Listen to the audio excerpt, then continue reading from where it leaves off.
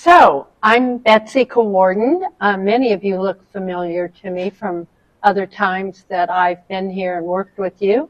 So it's a treat to get to come back and work with you again. Today's topic is keeping up with change. So you all have handouts of the slides, and you've been given a 3x5 card, which I will tell you what we're going to do with that in a little bit. So let's start with this little thing to think about, a juicy tidbit. There's nothing permanent but change. And this was said by Heraclitus in 475 BC. Now, my math chip is not working well, so I can't tell you how many years that's been, but it has held true over a long, long period of time. So, here's some definitions of change. To make something be different, to become something else, so it's like a transformation, to alter something, modify, to vary. Those all come from Webster. But for you all, let me ask this. When you think about having to make a change, what do you experience? And by the way, did any of you get up this morning and one of your first thoughts was, I hope I have a lot of change today? No, nobody had that thought. Okay. So what is your reaction to thinking about making a change? Anxiety, okay. Yeah, so if we feel like we've played a part in it and have some control over it, we feel very differently about it than if it's being imposed on us. Okay? Okay. So now we're going to do the experiment, and this is when you need your little 3x5 card. Okay, I hope everybody got a pen to write with. So I want you to fold your card in half.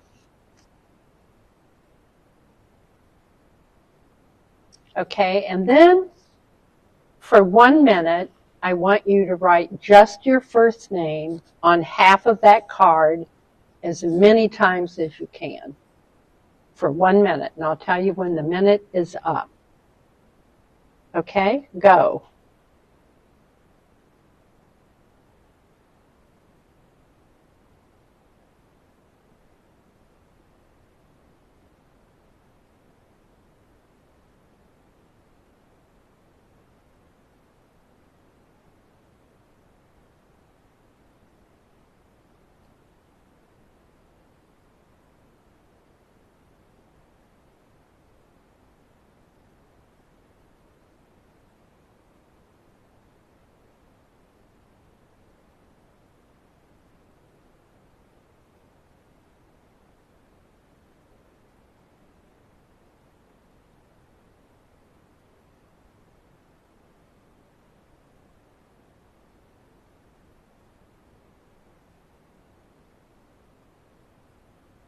Okay, you can stop.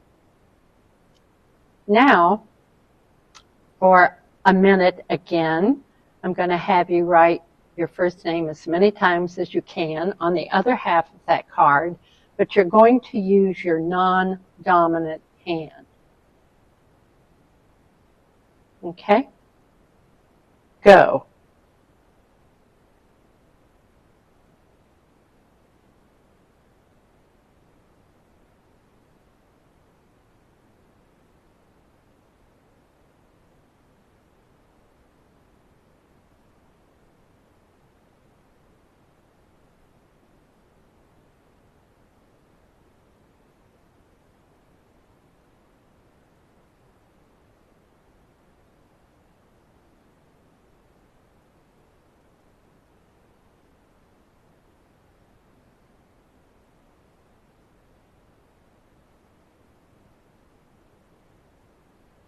Okay, you can stop.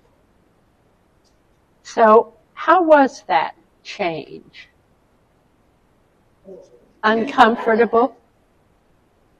What else? Difficult. Yeah. Anything else?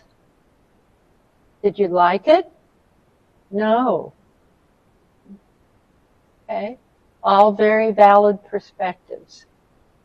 So that was just a little microcosm of what happens to us when we have to make a change. And I didn't give you a choice about it. I told you you have to do it. So we're going to look at various theories about change. And when you Google change, there's more information comes up than you can ever imagine. Welcome. Sign in if you would, get a handout. And if you would sit over on this side so I can see you, that would be helpful. So these are 5 theories of change that I'm going to go over quickly, but I'm going to spend most time on that very last one, which is called the trans-theoretical model of change, which is a bunch of words to say that simply talks about the stages of change that we go through before we really can enact a change and have it stick. Okay? So the first one is just do it, as Nike, that's their kind of their byline, just do it. And you know what? If it were that easy, we would just do it. So y'all are going to sit over there? Where did you want us? On this side so I can see you. Thank you. So it's not that easy to just do it, but you did when I had you do that little experiment. I told you to do it, nobody put up a fuss, and you did it. But life is much more complicated than that, and when we're having change imposed upon us, it's very difficult for us to just do it. We tend to have a lot of reactions. So then there's what's called the chaos theory of change, and it's called chaos because it has the appearance of being something very random and very chaotic, but actually it's not. Underlying the change are a lot of very complex systems that go into play, and the butterfly effect is a good example of that. Are you all aware of the butterfly effect? Yeah?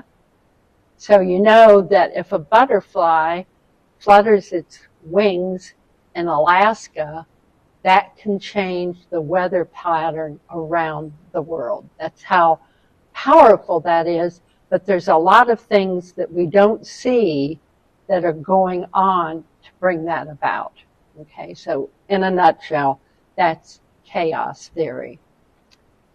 Then there's this other thing called theory of change, TOC, and it's a type of thing that's used in organizations, particularly if an organization is trying to change the culture of the organization. So this is very complex. It involves a lot of measurement and metrics, and that tends to be the focus.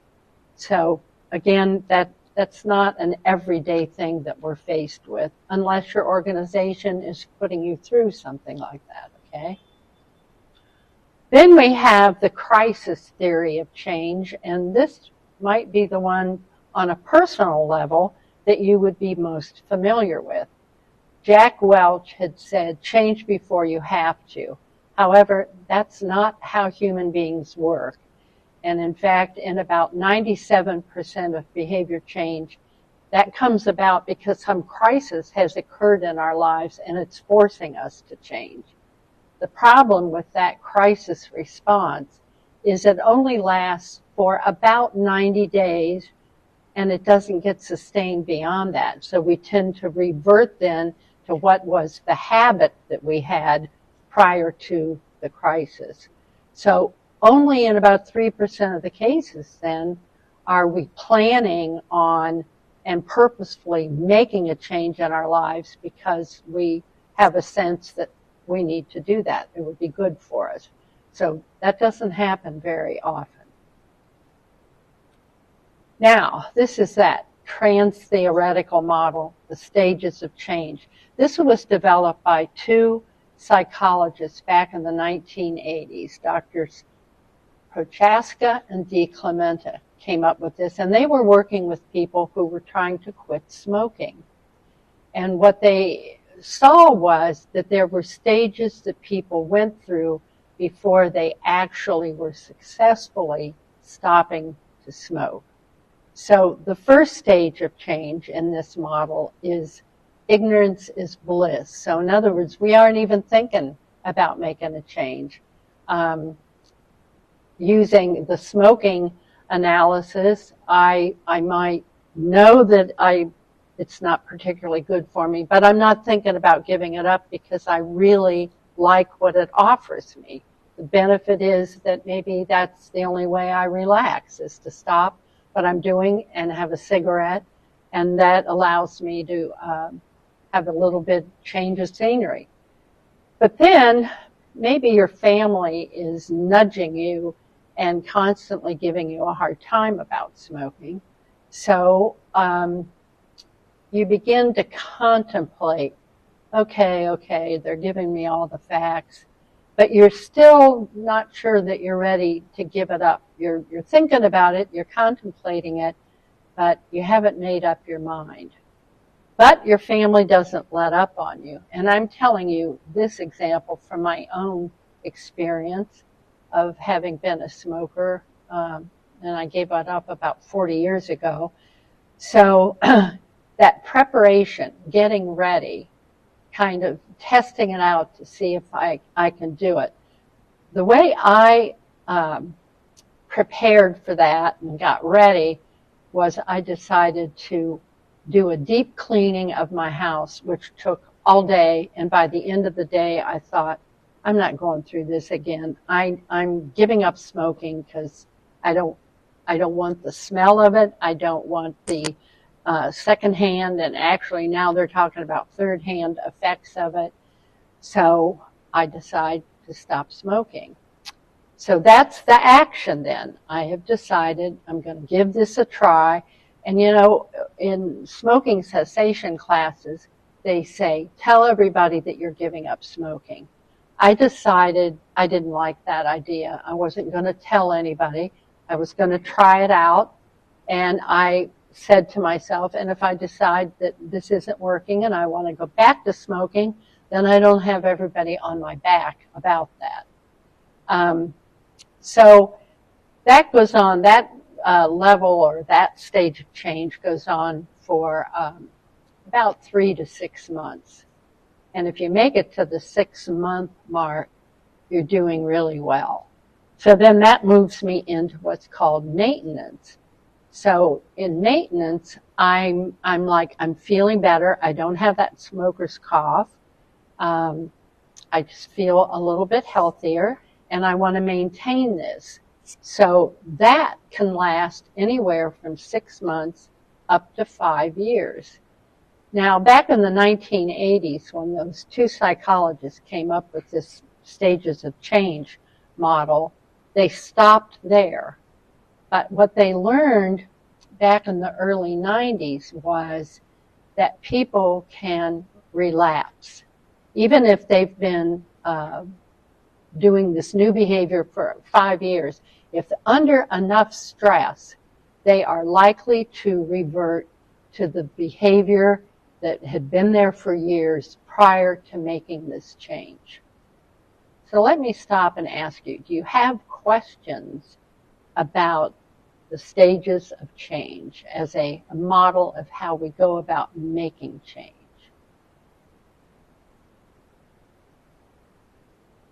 No questions? Okay. So this goes through the stages of change using healthy eating as an example. So you can read that on your own and see if that applies to you and is helpful. So our next experiment is I'm going to ask the group to just reflect for a moment on what might you consider changing in your life at this point in time, and then what stage of change would you be in regarding making that change?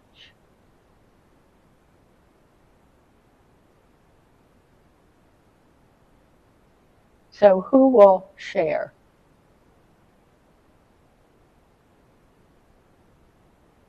Don't everybody talk at once.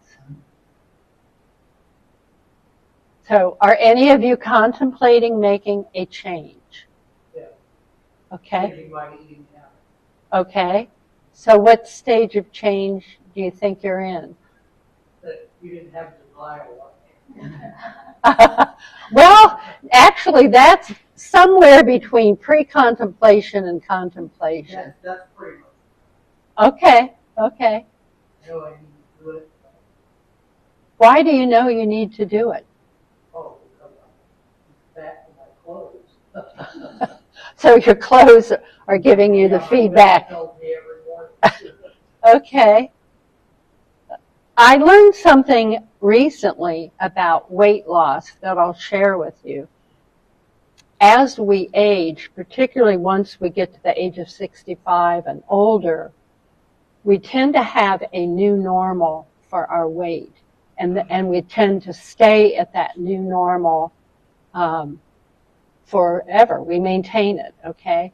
So for most people over the age of 65, they put on some additional weight and then they maintain that. Very few people lose weight and maintain that. So that's another thing that presents another complication to us, depending on our age. Where are we with being able to lose weight?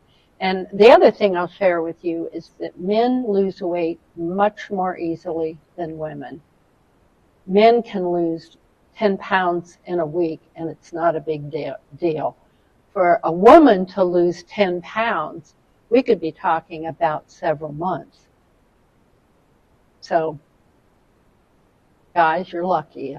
If you're wanting to lose weight, it's in your favor. So I appreciate you sharing that. Who else will share about something you're considering changing?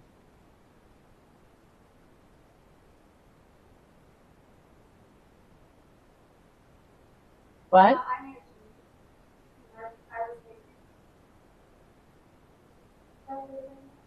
You know what? Oh, okay. Uh-huh. So can you tell us a little bit, how did that come about, that you made that change? Oh, uh-huh. So it was a health issue, a very significant health issue, right? So that kind of falls into that category of there being a crisis brought it forward for you and made you pay attention. Yeah. So even though I've presented this as so these are all separate theories, they do have a way of interacting. So thank you for. And has it been difficult? Mm-hmm. I wouldn't say like it was difficult, but there was times where but it wasn't too hard. Uh-huh. Plan on not going back to it. Well, good for you. Good for you. Anybody else who's going to share?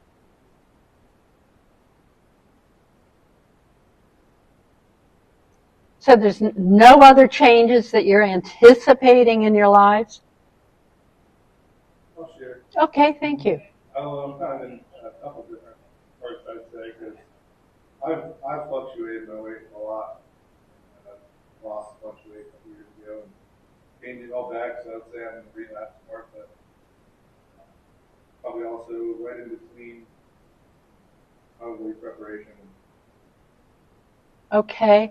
So that's a very interesting experience you're telling us about, because you were successful at it.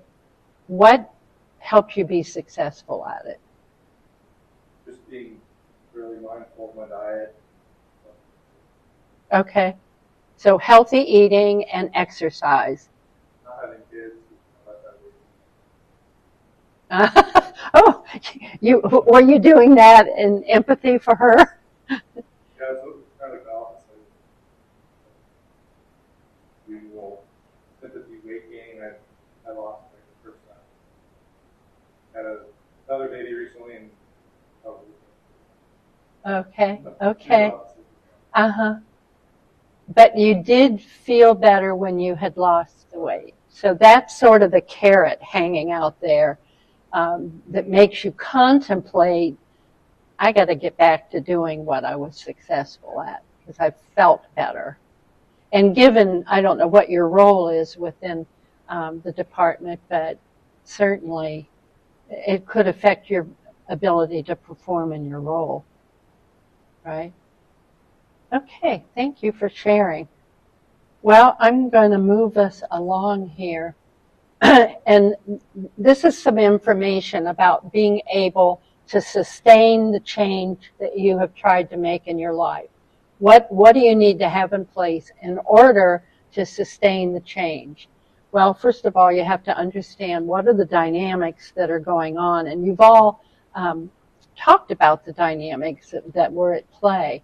It requires support. And sometimes that means other members of your family, maybe they have to change their lifestyle too, or the people you work with, maybe they have to change their lifestyle in order for you to be supported in making an important change. And we know, for example, in Alcoholics Anonymous, that is probably one of the most important things that determines whether someone can successfully become sober or not. If they don't have support in their personal lives, it's very, very hard for them to become sober. Also, patience is needed because it takes time to change. And sometimes we go forward a few steps and then we go backward, and it's kind of a back and forth thing.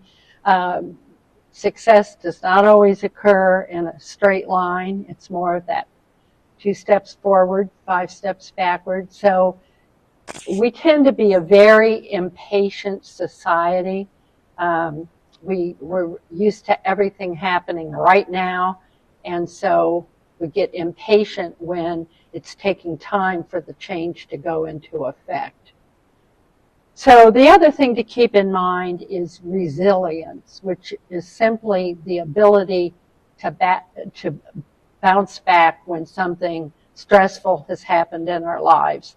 And there is no shortage of stressful things that can happen in our lives. So being able to bounce back and be patient can actually put more stress on us. So the other thing I recommend to people is pay attention. This may have more impact from an organizational perspective. Pay attention to the handwriting on the wall. Are you listening? Are you paying attention to what's going on in the organization? Can you sort of anticipate that there's going to be some change coming about? What might that look like? How do you adapt to that, and how do you do that as quickly as you can? And we all move at different paces, so we don't all react to change in the same way.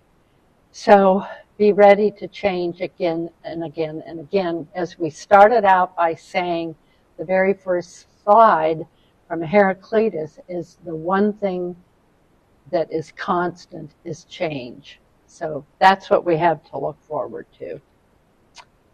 So the other thing that's really important is if you find out that there's going to be a change in your organization, try to have some input into what is that going to look like, because you might be able to affect the pace of change. We throw so much at people so fast, they can't absorb it all, and they can't respond in the way that the organization might want them to.